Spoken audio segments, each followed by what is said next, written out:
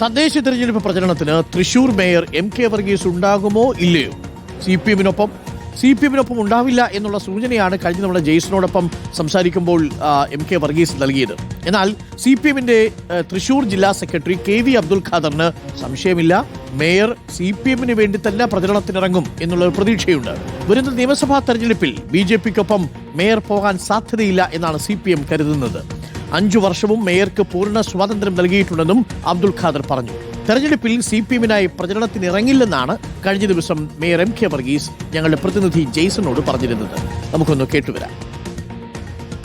ഇന്നലെ നടന്ന ഞങ്ങളുടെ സൗഹൃദ സംഗമത്തിൽ അദ്ദേഹം പങ്കെടുക്കുകയുണ്ടായി. അദ്ദേഹം LDF-ന്റെ വിശദീകരണ ജാഥകളിൽ ചിലതിൽ പങ്കെടുക്കുകയുണ്ടായി.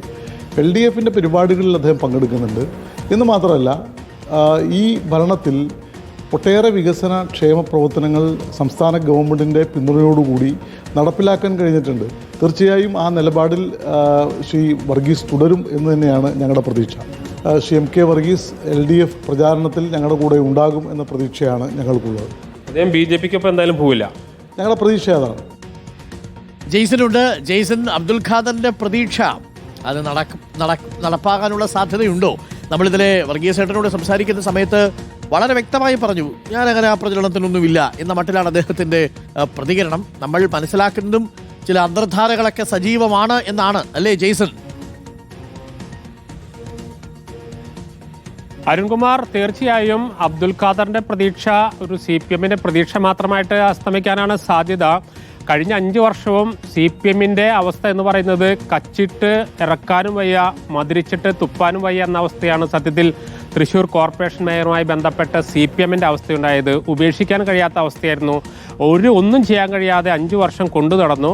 LDF ഭരണം എന്ന നിലയിൽ മറ്റെല്ലാ കാര്യങ്ങളും നടത്താൻ കഴിഞ്ഞു എന്നത് മാത്രമാണ് CPM-നെ സംബന്ധിച്ച്, LDF സംബന്ധിച്ച് ആശ്വാസമുണ്ട്. ഇതിനിടയിൽ തന്നെ LDF-ലെ പ്രധാന കക്ഷിയായ CPI ആയിട്ടും വലിയ രീതിയിൽ ഏറ്റുമുട്ടൽ മേയർ ഉണ്ടായിരുന്നു.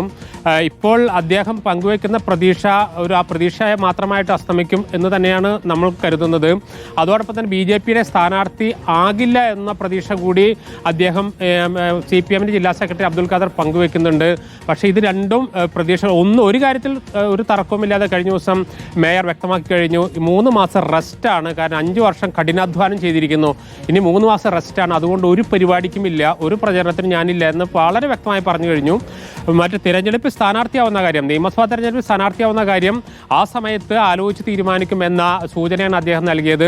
നേരത്തെ അരുൺകുമാർ സൂചിപ്പിച്ചതുപോലെ വേണ്ടത്ര ശുഭപ്രതീക്ഷ ആ കാര്യത്തിലില്ല.